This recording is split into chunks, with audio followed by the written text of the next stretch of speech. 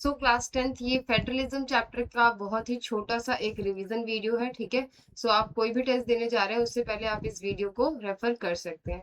So start करते हैं। सबसे पहले हम देखेंगे कि फेडरलिज्म का मतलब क्या होता है, ठीक है। तो फेडरलिज्म का बेसिकली अगर आप मतलब देखने जाओ तो फेडरलिज्म का मतलब क्या होता है, डिवीजन ऑफ पार्ट्स, ठीक है। एक एक करके देखेंगे। कोर प्रिंसिपल पहले देखेंगे, exploring the precise definition of federalism की कॉन्स्टिट्यूशनल स्ट्रक्चर, ये सारी चीजें हम देखने वाले हैं। अभी देखो, सबसे पहले हम देखते हैं फेडरलिज्म का मतलब क्या है, ठीक है। तो फेडरलिज्म का मतलब क्या होता है, डिवीजन डिवीजन ऑफ पावर। ये आप अपनी नोटबुक में लिख सकते हो, बिटवीन सेंटर एंड स्टेट, ठीक है। अब ये जो स्टेट है ना, इसको ही बुक के अंदर क्या लिखा गया है, डिफरेंट कॉन्स्टिट्यूशनल यूनिट्स, ठीक है ना। तो आप चाहे डिफरेंट कॉन्स्टिट्यूशनल यूनिट्स बोल दो, चाहे फिर आप उसको स्टेट बोल दो, बात वही है। तो फेडरलिज्म की डेफिनेशन क्या बन जाएगी कि भाई डिवीजन ऑफ पावर है बिटवीन सेंटर एंड स्टेट, या फिर between centre and different constitutional unit. Clear हो गया। अब कहते हैं कि जब आप फेडरलिज्म की बात करते हो ना, तो यहाँ पर दो चीजें हमें पढ़नी होती है। सबसे पहले डुअल टायर और इंडिपेंडेंट अथॉरिटी, मतलब या तो फेडरल गवर्नमेंट होगी, फेडरल गवर्नमेंट का मतलब क्या हो जाएगा, जहां पर जो पावर होगी वो क्या होगी, डिवाइडेड होगी, ठीक है। पावर जो होगी कंसंट्रेटेड नहीं होगी। और जहां पर हम इंडिपेंडेंट अथॉरिटी की बात करती है, वहां पर क्या बात करते हैं कि both level of government enjoy their power independently of each other. एक मिनट रुकिए। Federalism is a system of government in which power is divided between centre authority and various constitutional unit. हाँ ठीक है। यहाँ पर देखो आपको क्या बता रहे हैं, फेडरलिज्म की डेफिनेशन बता रहे हैं, जो मैंने आपको यहाँ ऊपर लिख के दिया वो यहाँ पर बताई जा रही है। देन और क्या होता है इसमें, ये बोलते हैं कि बोथ लेवल, दोनों ही, चाहे वो सेंटर लेवल की गवर्नमेंट हो या फिर स्टेट लेवल की गवर्नमेंट हो, दोनों ही क्या करती है, इंजॉय करती है power independent of each other. मतलब कोई किसी का सबॉर्डिनेट नहीं होगा, हर किसी के पास अपनी अपनी पावर होगी। डेफिनेशन का मतलब क्या है, सेंटर एंड स्टेट जो है वो, उनके बीच में पावर डिवाइड होगी। इसका मतलब सेंटर और स्टेट दो लेवल की गवर्नमेंट होगी। अब ये दोनों होते जो है वो इंडिपेंडेंट होते हैं, अपनी अपनी पावर होती है। State government enjoy power of their own and are not mere subordinate to the centre cabinet. कहते हैं भाई ये जो स्टेट है ना, ये सेंटर का सबॉर्डिनेट नहीं होगा, इसका गुलाम नहीं होगा, अपने आप में इंडिपेंडेंट होगा। क्लियर है। अब आगे देखते हैं। इतना समझ आया आपको डेफिनेशन वगैरह। अब देखो, कहते हैं फेडरल वर्सेस यूनिटरी, दो टाइप की गवर्नमेंट हम देखते हैं। एक देखते हैं फेडरल, फेडरल का मतलब आपको समझ में आ गया, जहां पर पावर क्या होगी, डिवाइडेड होगी, ठीक है। जबकि यूनिटरी क्या होती है, जहां पर पावर क्या होती है, कंसंट्रेटेड होती है। कंसंट्रेटेड का मतलब होता है कि भाई सारी की सारी पावर क्या होगी, एक जगह कंसंट्रेटेड होगी, एक पर्सन के पास होगी, एक लेवल के पास होगी, या एक गवर्नमेंट के पास होगी, ठीक है। मतलब जहां पर पावर एक ही हाथ में है, किसी एक ही बंदे के पास है, एक ही गवर्नमेंट के पास है, या कुछ फ्यू पीपल के पास है, वहां पर आप क्या बोलोगे, यूनिटरी गवर्नमेंट है। और जहां पर पावर डिवाइडेड होती है उसको क्या बोलोगे आप, फेडरल गवर्नमेंट है। अब एक बार इनके फीचर्स आप देख लो, ठीक है। एक बार हम इसकी फीचर्स देख लेते हैं, एक मिनट, ठीक है। तो हम इसके फीचर देख लेते हैं फटाफट। यहाँ देखिए। सो फीचर्स और फेडरल यूनिटरी गवर्नमेंट। अब देखो पावर क्या होती है, split, divided between centre and state level. जबकि यहाँ पर क्या होगा, ओनली वन मेजर लेवल, सब यूनिट्स आर सबऑर्डिनेट। कहते हैं देखो फेडरल का मतलब क्या हो गया कि सेंटर होगा, फिर स्टेट होगा, हो सकता है लोकल गवर्नमेंट भी हो। लेकिन यूनिटरी में क्या होता है, सिर्फ और सिर्फ सेंटर लेवल की गवर्नमेंट होगी। अगर मान लीजिए किसी केस में सेंटर और उसके सबऑर्डिनेट हुए भी स्टेट, तो स्टेट जो होंगे वो सबऑर्डिनेट होंगे, इंडिपेंडेंट नहीं होंगे, मतलब मेजर पावर स्टिल सेंटर के पास होगी, ठीक है। तो यहाँ पर डिवीजन ऑफ पावर नहीं होता। इंडिपेंडेंट स्टेट गवर्नमेंट जो है फेडरल सिस्टम में इंडिपेंडेंट होता है, अपनी पावर होती है। सेंटर गवर्नमेंट, जब हम यूनिटरी की बात करते हैं, यहाँ पर ज्यादा पावर किसके पास होगी, सेंटर गवर्नमेंट के पास होगी। अकाउंटेबिलिटी की बात करते हैं तो दोनों सेंटर और स्टेट अपने अपने लोगों को अकाउंटेबल होते हैं। जैसे स्टेट है, ठीक है, अगर पंजाब एक स्टेट है तो पंजाब की जो गवर्नमेंट होगी वो अपने लोगों को अकाउंटेबल है। सेंटर गवर्नमेंट है, पूरी कंट्री ने उनको चूज किया है, तो वो अपने पार्लियामेंट के अंदर अकाउंटेबल होगी। जबकि स्टेट गवर्नमेंट जो होगी लेजिस्लेटिव असेंबली के अंदर अकाउंटेबल होगी, ठीक है। तो accountability directly to the people होता है यहाँ पर। All central directives are mandatory and override local tiers. कहते हैं यहाँ पर क्या होता है, सेंटर ज्यादा पावरफुल होता है, सेंटर जो भी डायरेक्टिव्स देगा वो मैंडेटरी होता है, ठीक है। इसका एग्जांपल देखो, फेडरल का बताते हैं, इंडिया, यूएस, बेल्जियम है। जबकि यहाँ पर अगर आप यूनिटरी की बात करो तो श्रीलंका था। जब हम बात करते हैं ना पावर शेयरिंग वाले चैप्टर में, कि भाई श्रीलंका क्या था, यूनिटरी गवर्नमेंट की तरह काम कर रहा था, सारी की सारी पावर सिन्हालास के पास थी, तो वो है। अब देखो की फीचर्स, फेडरलिज्म का हमें मतलब समझ में आ गया कि फेडरलिज्म का मतलब पावर जो होगी डिवाइडेड होगी, किसके किसके बीच में, बिटवीन सेंटर और स्टेट के बीच में। ओके, यहाँ पर कुछ फीचर्स है। सबसे पहला फीचर देखो, 2 tier ऑफ दी सॉरी, यहाँ पर क्या होगा, 2 या 2 से ज्यादा टीयर की गवर्नमेंट होगी, ठीक है। सो 2 और more than 2 tier of the government, multiple governing layers rule exact same citizen but each tier has their own separate jurisdiction. कहते हैं कि भाई क्या होता है कि जो सेंटर है और स्टेट है, इन सबके पास अपना अपना जुरिडिक्शन होता है। देखो जुरिडिक्शन का क्या मतलब होता है, जुरिडिक्शन का मतलब ना दो चीजों से आप समझ सकते हो, एक होता है एरिया और दूसरा होता है सब्जेक्ट। सब्जेक्ट का मतलब टॉपिक की, कौन से टॉपिक के ऊपर लॉ बना सकता है। अब जैसे मान लीजिए सेंटर की बात हो रही है, तो सेंटर जो भी लॉ बनाएगा वो कौन से टेरिटरी पे इम्प्लीमेंट होगा, पूरी कंट्री के ऊपर। लेकिन अगर स्टेट कोई लॉ बनाता है तो वो सिर्फ और सिर्फ उस स्टेट के ऊपर ही इम्प्लीमेंट होगा, पूरी कंट्री पे इम्प्लीमेंट नहीं होगा, ठीक है। वही बात आ जाती है सब्जेक्ट की। तो सब्जेक्ट की बात करोगे तो सेंटर के पास अपने सब्जेक्ट्स है, जैसे फॉरेन अफेयर की बात हो गई, डिफेंस की बात हो गई, करेंसी की बात हो गई। स्टेट के अपने सब्जेक्ट्स है, लैंड, पुलिस, इरिगेशन, ये सारी चीजें। तो कहते हैं ये लोग अपने अपने जो एरिया है, जुरिडिक्शन है, उसमें काम करेंगे। सेकंड देखो, specific jurisdiction, ठीक है। each tier has their legal authority in matter of the legislation, taxation, administration, preventing conflict। कहते हैं हर टीयर का क्या है, हर टीयर का मतलब सेंटर और स्टेट का अपना अपना एरिया है, अपना अपना लेजिस्लेशन है, जुरिडिक्शन है। जुरिडिक्शन का मतलब सब्जेक्ट है, लेजिस्लेशन को लेकर, टैक्सेशन को लेकर, एडमिनिस्ट्रेशन को लेकर। फर्स्ट वाले में ये भी याद रखना, अगर ये एक एरिया है, स्टेट है, स्टेट कोई लॉ बनाएगा तो इन लोगों के ऊपर इम्प्लीमेंट होगा, सेंटर कोई लॉ बनाएगा तो भी इन्हीं लोगों पे इम्प्लीमेंट होगा। तो भले ही इनका जुरिडिक्शन अलग हो, बट जो सेट ऑफ सिटीजन है, मतलब आप जो लोग हैं, सेम सिटीजन को गवर्न करने का काम कर रहे हैं। तीसरे में देखो कॉन्स्टिट्यूशनली गारंटी। कहते हैं भाई इनको जो जुरिडिक्शन के अंदर जो सब्जेक्ट्स मिले हैं, ये सारी चीजें क्या होती है, existence of each level government are legally secured constitutionally. भाई कि इनको जो भी पावर्स वगैरह दी गई है वो क्या है, कॉन्स्टिट्यूशनली गारंटीड है, प्रोटेक्टेड है। फोर्थ देखो रिजिड कॉन्स्टिट्यूशन, कि भाई कोई भी वन लेवल की जो गवर्नमेंट है ना, कोई भी एक लेवल की गवर्नमेंट जो बेसिक चीजें हैं, उसको फंडामेंटल जो चीजें हैं उसको यूनिलेटरली अकेले चेंज नहीं कर सकती, ठीक है।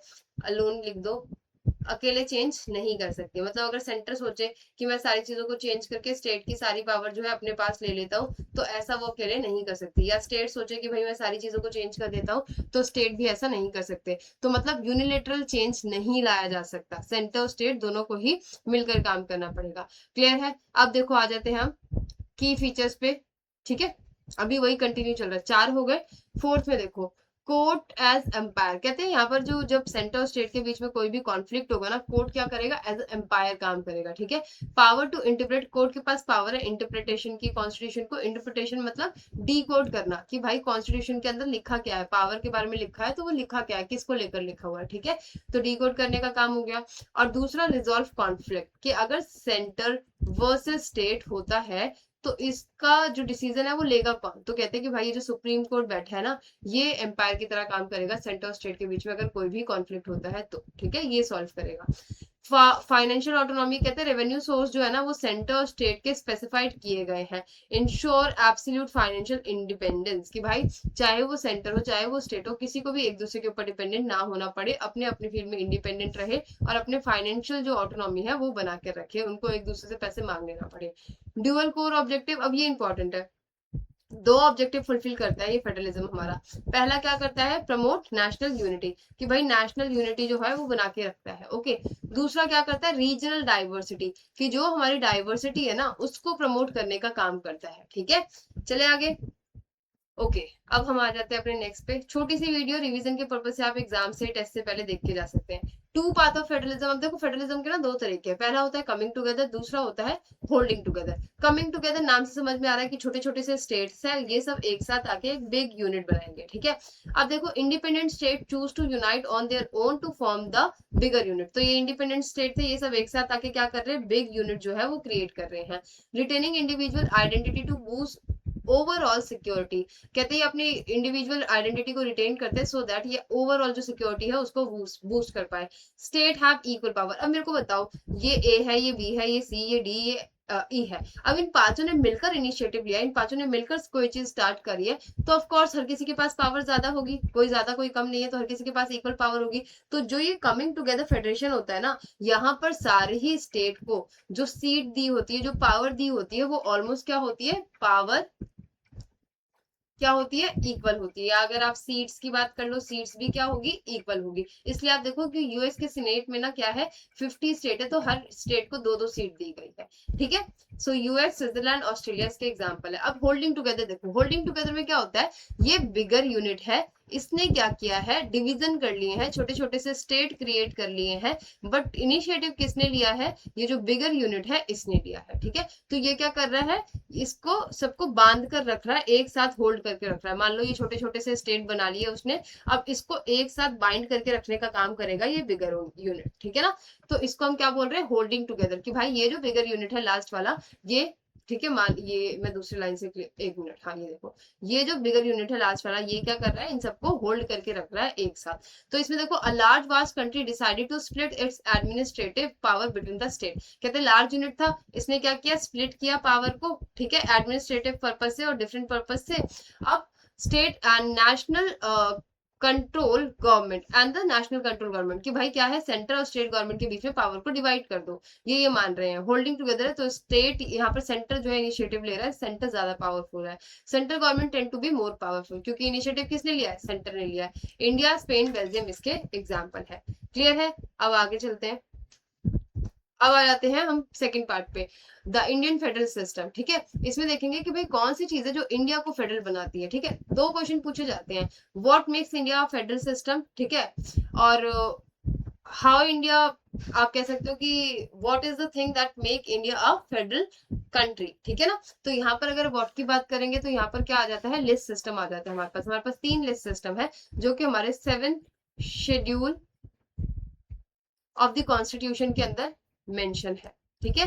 अब देखो क्या है लिस्ट सिस्टम, सिंपल सी बात है कि जो हमने ज्यूरिडिक्शन पढ़ा था, ज्यूरिडिक्शन के अंदर हमने क्या पढ़ा था कि इसके अंदर सब्जेक्ट या फिर टॉपिक्स होते हैं। तो ये टॉपिक्स क्या है, जिसके ऊपर गवर्नमेंट लॉ बना सकती है। तो यहाँ पर हर किसी के जो लॉ बनाने का एरिया है वो दे रखा है, क्या है, यूनियन। अब आपको पता है यूनियन जो भी लॉ बनाएगी वो क्या होगा, पूरी कंट्री के ऊपर इम्प्लीमेंट होगा। तो इसके पास कुछ ऐसे सब्जेक्ट है जो कि नेशनल इंपॉर्टेंस के होते हैं, like defence, foreign affair, banking, currency and communication. Union government इसके ऊपर लॉ बना सकती है और कोई इसके ऊपर लॉ नहीं बना सकता, और ये पूरी कंट्री के ऊपर इंप्लीमेंट होते हैं, नेशनल इंपॉर्टेंस के होते हैं।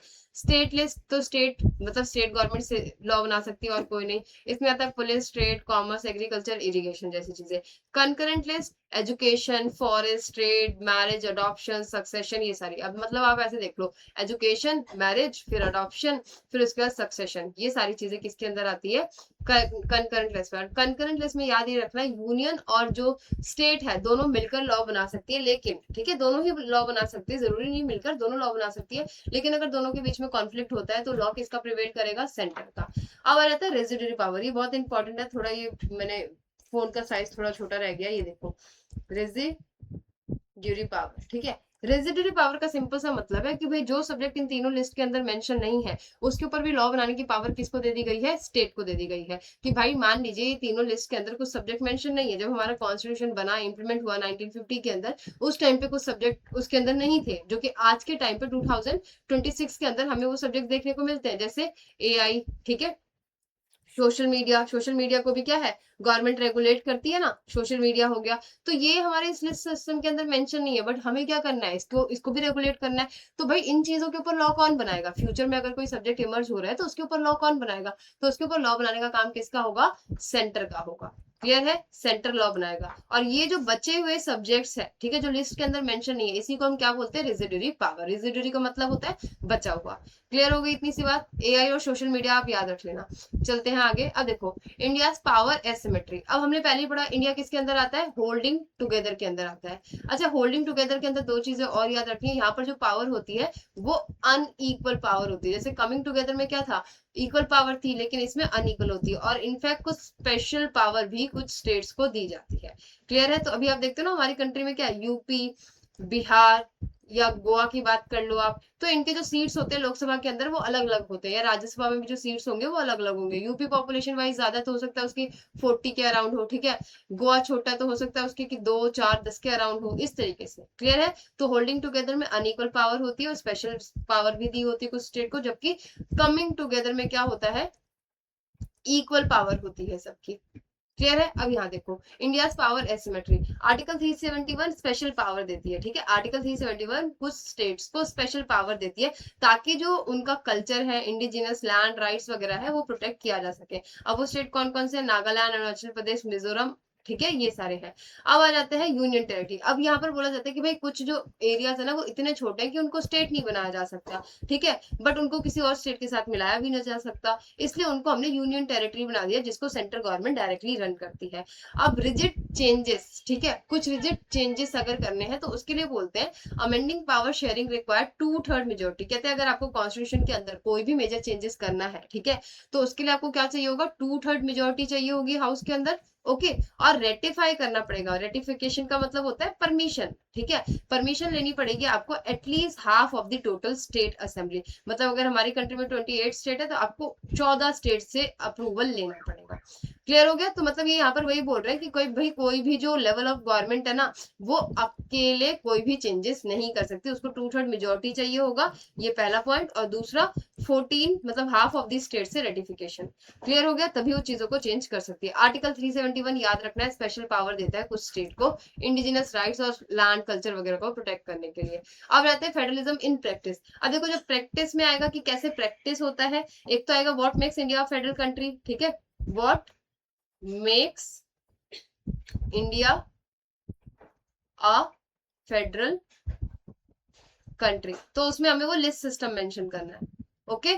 जबकि जब पूछा जाएगा how federalism practice in India, ठीक है, तो आपको ये तीन चीजें बतानी है, एक तो लिंग्विस्टिक स्टेट, लैंग्वेज पॉलिसी और कोलिशन शिफ्ट, या फिर कह सकते हो सेंटर और स्टेट स्टेट रिलेशन। ओके एक एक करके देख लेते हैं जल्दी जल्दी क्या है। देखो drawing the border by the spoken language in 1947 initially feared by the leader, it has actually made the India more integrated and united। इसमें कुछ नहीं बोलते, बोलते कि भाई 1947 के बाद ना हमारी कंट्री के अंदर लैंग्वेज के बेसिस पे क्या था, स्टेट क्रिएट करने की बात की जा रही थी, बट हमारी कंट्री के अंदर जो लीडर थे वो डर रहे थे। वो कहते थे कि अभी रिलीजन के बेसिस पे 1947 में पार्टीशन हो गया, अब अगर हम लैंग्वेज के बेसिस पे स्टेट बनाएंगे तो फिर से डिसइंटीग्रेशन हो जाएगा, कंट्री तो बट जाएगी। तो वो लोग ना रिजिड थे, रेसिस्ट कर रहे थे कि हम लैंग्वेज के बेसिस पे स्टेट नहीं बनाएंगे, बट फाइनली उनको क्या है, लैंग्वेज के बेसिस पे स्टेट क्रिएट करना पड़ता है। कुछ जो पुरानी बाउंड्रीज वगैरह होती है स्टेट की वो वैनिश कर देते हैं, रिमूव कर देते हैं, कुछ न्यू स्टेट को क्रिएट किया जाता है, न्यू नेम के साथ, न्यू बाउंड्रीज के साथ क्रिएट किया जाता है, मर्ज किया जाता है, ये सब कुछ किया जाता है। तो जब 1947 के बाद अभी जो आप हमें हमारा मैप देखते हैं तो उसमें आप देखोगे बहुत सारे जो स्टेट्स हैं वो लैंग्वेज के बेसिस पे क्रिएट किए गए हैं। In fact not only on the language, ethnicity, ठीक है, उसके बाद कल्चर हो गया और लैंग्वेज, और इनफैक्ट ज्योग्राफी के बेसिस पे भी, ठीक है ना, जैसे उत्तराखंड ज्योग्राफी के बेसिस पे है, एथनिसिटी और कल्चर के बेसिस पे बात करोगे तो झारखंड और नागालैंड जैसे स्टेट आ जाएंगे। क्लियर है। अब आ जाते हैं लैंग्वेज पॉलिसी। लैंग्वेज पॉलिसी में देखो क्या बोलते हैं कि 40% जो लोग हैं वो क्या बोलते हैं, हिंदी बोलते हैं, ठीक है। एक बार मैं ये कलर चेंज कर देती हूँ ताकि आपको दिखे अच्छे से, ठीक है। 40% लोग जो है वो क्या बोलते हैं, हिंदी बोलते हैं, 60% लोग इसका मतलब हिंदी नहीं बोलते हैं। और पहली बात, कॉन्स्टिट्यूशन ने किसी भी लैंग्वेज को ऑफिशियल लैंग्वेज नहीं बताया, तो मतलब Hindi is not an official language, ठीक है, नॉट अ ऑफिशियल लैंग्वेज। अब यहाँ पर क्या होता है, ये बोलते हैं कि भाई बाकी के लैंग्वेज को भी प्रोटेक्ट करने के लिए कुछ करना पड़ेगा। हिंदी को तो कॉन्स्टिट्यूशन प्रोटेक्ट करने के लिए सेंट्रल गवर्नमेंट को डायरेक्शन देती है आर्टिकल के अंदर कि आपको क्या करना है, इसको प्रमोट करना है।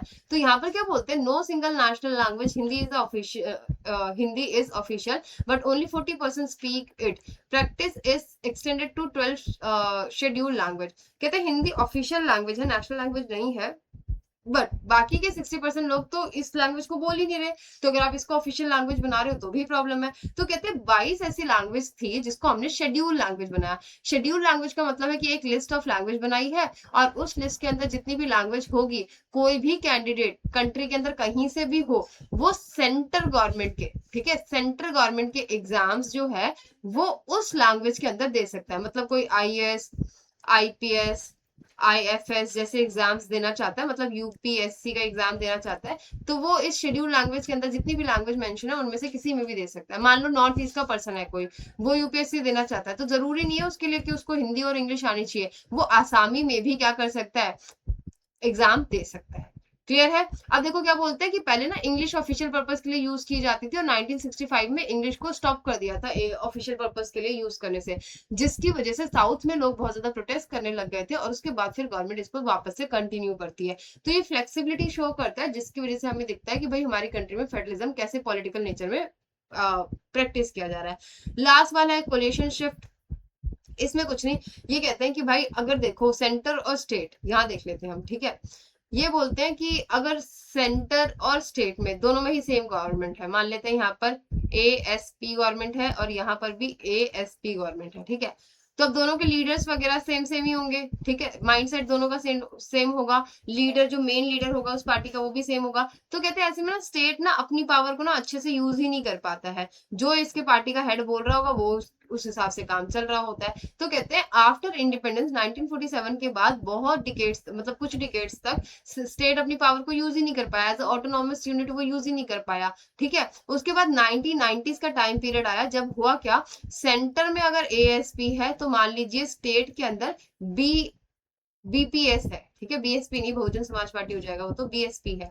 तो ऐसे में क्या होता था, स्टेट अपनी पावर्स को यूज करने की कोशिश करता था और देखते थे कि भाई सेंटर और स्टेट के बीच में हमेशा ही क्या होता था, कॉन्फ्लिक्ट होता रहता था, ठीक है। और स्टेट जो है वो क्या करता था, सॉरी सेंटर क्या करता था, स्टेट को डोमिनेट या सप्रेस करने का काम करता था, जिसके अंदर वो आर्टिकल 356 का मिसयूज करता था, ठीक है। तो बाद में फिर सुप्रीम कोर्ट ने बोला कि भाई जो सेंटर है वो ऐसे मिसयूज नहीं कर सकता कॉन्स्टिट्यूशनल पावर को, और उसको स्टेट को भी उतनी ही पावर देनी पड़ेगी, देनी क्या पड़ेगी, मतलब आप उसको सप्रेस नहीं कर सकते, सिंपल सी बात है। तो आप देखोगे कि 1947 से लेकर 1990s तक का तो टाइम पीरियड सेंटर स्टेट के बीच में काफी अच्छा रहा, ठीक है, मतलब बहुत खुशी वाला रहा। लेकिन 1990s के बाद वाला जो टाइम पीरियड रहा, वहां पर आप देखो टॉम एंड जेरी वाला जो है ना, लड़ाई झगड़े वाला टाइम पीरियड वो था। देन फिर उसके बाद कहते हैं 1990s के बाद क्या होता है, कोलिएशन गवर्नमेंट जो है वो आना स्टार्ट हो जाती है। और कोलिएशन गवर्नमेंट जब आती है तो आपको पता है ए बी सी ये तीनों ही पॉलिटिकल पार्टी मिलकर मेजोरिटी को प्रूव करती है और फिर गवर्नमेंट को फॉर्म करती है। तो ऐसे में ये जो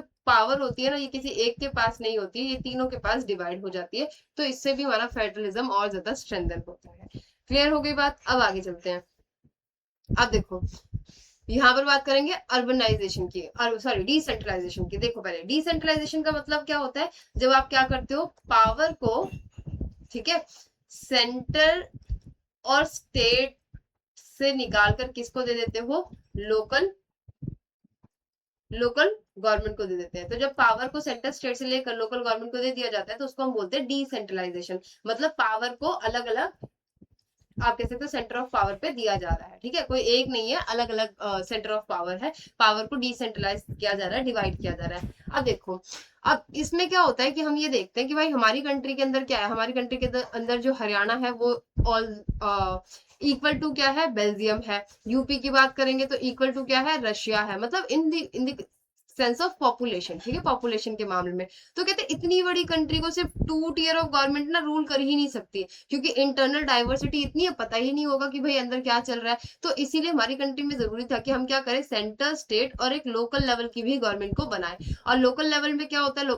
पीपल को, जो लोग हैं उनको अच्छे से पता होता है लोकल लेवल पे क्या प्रॉब्लम चल रही है, वो अच्छी तरीके से इफिशिएंट तरीके से मनी का, फंड का यूज भी कर सकते हैं और अपनी प्रॉब्लम को अच्छी तरीके से सॉल्व भी कर सकते हैं। और साथ के साथ जो हमारा डेमोक्रेटिक प्रिंसिपल है पार्टिसिपेशन का, वो भी स्ट्रॉन्गर हो जाएगा। तो इसके लिए हमने क्या बोला कि भाई लोकल गवर्नमेंट को स्टैब्लिश करते हैं। अब क्या है, स्टार्टिंग में जब कॉन्स्टिट्यूशन बना 1950 में, ठीक है, इंप्लीमेंट हुआ, उस टाइम पे ये लोकल गवर्नमेंट इंडिया के अंदर एग्जिस्ट नहीं करता था। 1992 के अंदर हम कॉन्स्टिट्यूशनल एक्ट लेकर आते हैं, 73rd और 74th कॉन्स्टिट्यूशनल अमेंडमेंट एक्ट। उसके बाद हमने ये जो हमारा लोकल गवर्नमेंट है उसको कॉन्स्टिट्यूशन के अंदर मेंशन करके मैंडेटरी किया। जब हमने ये बनाया तो इस एक्ट के कुछ फीचर्स थे। अब वो फीचर्स क्या थे वो देखो। अब आपको ये याद रखना है कि भाई कब बनाया है इसको, 1992 के अंदर कॉन्स्टिट्यूशनल स्टेटस दिया है, पहले ये एग्जिस्ट नहीं करता था। अब एक एक करके देखो। अब इस एक्ट के अंदर बोला गया मैंडेटरी इलेक्शन, कि भाई हर 5 साल के बाद जो लोकल गवर्नमेंट के इलेक्शन है वो मैंडेटरी होंगे, एवरी 5 ईयर पे आपको इलेक्शन करवाना ही करवाना है। Then seat reserve, SC ST OBC के लिए क्या किया गया है, सीट को रिजर्व किया गया है एग्जीक्यूटिव हेड में भी और नॉर्मल इलेक्शन के अंदर भी।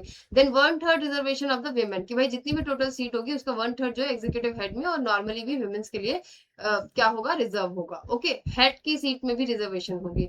इंडिपेंडेंट इलेक्शन कमीशन, अब क्या बोला गया कि भाई ये जो लोकल गवर्नमेंट के इलेक्शन हो रहे हैं ना, इसके लिए एक सेपरेट स्टेट इलेक्शन कमीशन बनाया जाएगा जिसका काम होगा लोकल गवर्नमेंट के इलेक्शन को कंडक्ट करवाना। फिफ्थ पॉइंट और है यहाँ पर कि जो इंपॉर्टेंट पावर है, ठीक है, वो स्टेट गवर्नमेंट क्या करेगी, state government important power transfer, ठीक है, ट्रांसफर करेगी किसको, लोकल गवर्नमेंट के। State government important power transfer करेगी किसको, लोकल गवर्नमेंट को, और कुछ उसको रेवेन्यू जो रिसोर्सेस है वो भी ट्रांसफर करेगी, सो दैट वो अपना जो मनी वगैरह है वो रेवेन्यू वगैरह खुद से जनरेट कर पाए। क्लियर है? चलिए, अब देखो लोकल सेल्फ गवर्नमेंट में ना क्या होता है, जब हम लोकल गवर्नमेंट की बात करते हैं ये दो टाइप की होती है। एक होता है हमारा रूरल, ठीक है, और दूसरा होता है हमारा अर्बन। रूरल की अगर आप बात करोगे तो यहाँ पर जो होता है गाँव में उसको बोलते हैं पंचायती सिस्टम या पंचायती राज सिस्टम। ओके, अर्बन में जो होता है वो म्युनिसिपल, एक मिनट मैं कमीशन लिख रही हूँ, ओहो, चलो यहाँ देख लो, म्यूनिसिपल कोऑपरेशन और म्यूनिसिपैलिटीज, यहाँ देखो म्यूनिसिपल कोऑपरेशन एंड म्यूनिसिपैलिटीज होता है। क्लियर है? अब सबसे पहले हम यहाँ पर देख लेते हैं पंचायती राज सिस्टम का। पंचायती राज सिस्टम को अच्छे से समझो, तीन टाइप के होते हैं, ठीक है। सबसे पहले क्या होता है, नीचे होते हैं village, village 1, village 2, village 3। Group of villages को हम क्या बोलते हैं, ग्राम सभा या ग्राम पंचायत बोलते हैं, ठीक है। फिर उसके बाद क्या आता है, ग्रुप ऑफ ग्राम सभा को आप क्या बोलते हो, आप बोलते हो उसको बेसिकली ब्लॉक, ब्लॉक, मंडल, या फिर आप उसको समितिज बोलते हो, ठीक है, समितिज बोलते हो। एक मिनट रुकिए, मैं ये ना आपको दूसरी स्लाइड पे करके दिखाती हूँ, जस्ट अ मिनट, ये दूसरी स्लाइड पे कर लेते हैं हम, ठीक है। तो देखो क्या बोलते हैं, इसको इरेज करते हैं हम, फिर आपको बताते हैं। थोड़ा सा और रह गया बस अपना कंप्लीट हो गया। ओके, देखो सबसे पहले क्या होता है, विलेज 1, विलेज 2, विलेज 3। ओके, तो ग्रुप ऑफ विलेजेस को आप क्या बोलते हो, आप बोलते हो ग्राम सभा या ग्राम ग्राम panchayat. Group of gram panchayat को आप क्या बोलते हो, मंडल, ब्लॉक या फिर समिति। और इसका जो ग्रुप होता है उसको हम बोलते हैं जिला परिषद। ओके, अब अपनी नोटबुक में अच्छे से बना लो इसको। अब देखो यहाँ पर क्या है, जो विलेज के जितने भी मेंबर होंगे ना वो क्या होंगे, ग्राम सभा के मेंबर होंगे ऑटोमेटिकली।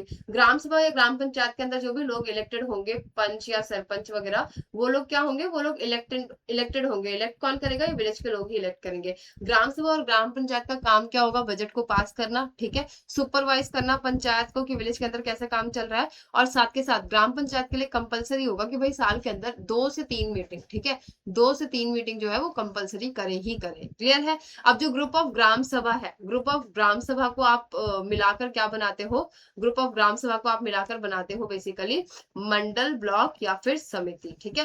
और ग्रुप ऑफ मंडल, ब्लॉक या समिति से मिलकर बनता है जिला परिषद। ये जो जिला परिषद होता है ये क्या होता है, डिस्ट्रिक्ट लेवल पे होता है। क्लियर है? डिस्ट्रिक्ट लेवल पे होता है। इसका जो हेड होता है वो पॉलिटिकल हेड भी होता है, ठीक है ना। और डिस्ट्रिक्ट लेवल पे जो जिला परिषद होता है उसके अंदर एमपी एमएलए भी शामिल होते हैं, बड़े बड़े ऑफिसर्स भी शामिल होते हैं।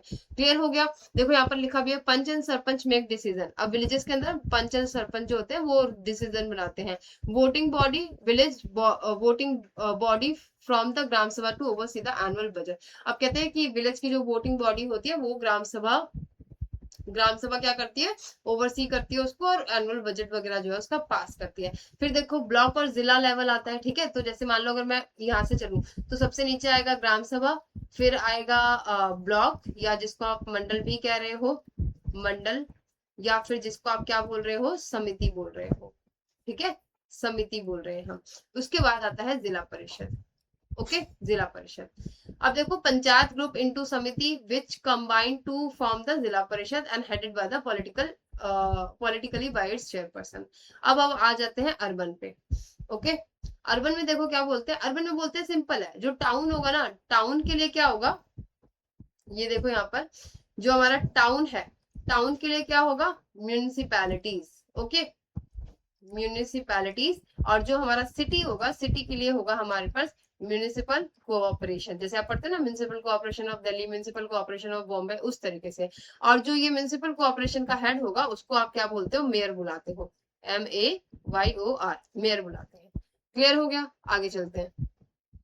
तो बेसिकली इतना था, बट यहाँ पर ना मेरे को आपको एक चीज और बतानी है, ठीक है। लास्ट वाला जो बिल्कुल पेज है ना चैप्टर कॉस्ट में, बताते हैं कुछ challenges to the local government. पहला चैलेंज बताते हैं कि भाई रेगुलर मीटिंग जो है ना, रेगुलर मीटिंग वो ग्राम सभा की नहीं हो पाती है। ओके, किसकी, ग्राम सभा की रेगुलर मीटिंग नहीं होती है। सेकंड पॉइंट में ये क्या बताते हैं कि भाई जो कुछ इंपॉर्टेंट पावर है ना, पावर वो ट्रांसफर नहीं की गई है। क्लियर है। और कुछ जो रेवेन्यू सोर्सेज है वो भी ट्रांसफर नहीं किए गए हैं बाय द स्टेट। तो ये कुछ उसके चैलेंजेस वगैरह हमें देखने को मिलते हैं। और फिर यहाँ पर ये बोलते हैं कि भाई हमारी कंट्री में क्या है, 36 लाख जो है वो लोकल गवर्नमेंट के रिप्रेजेंटेटिव इलेक्टेड है, जबकि कई बार तो जो कुछ बिग कंट्रीज है उनकी टोटल पॉपुलेशन ही इतनी होती है, ठीक है। तो अभी भी हमें चैलेंजेस के ऊपर काम करने की जरूरत है, और ओवरऑल हम बहुत अच्छा कर रहे हैं। हम जो लोकल गवर्नमेंट है उसके थ्रू डेमोक्रेटिक प्रिंसिपल को भी स्ट्रॉन्ग बनाने का काम कर रहे हैं। तो ओवरऑल ये था हमारा चैप्टर, छोटा सा बिल्कुल आपका रिवीजन पर्पस के लिए है। तो आप किसी भी टेस्ट से पहले इसको देख सकते हैं। जो चीजें मैं लिख रही हूँ यहाँ पे वो ज्यादा इंपॉर्टेंट है, तो वो एक बार आप अच्छे से देख लीजिए, बस आपका हो जाएगा ये। Okay, thanks for watching, we will meet in next video.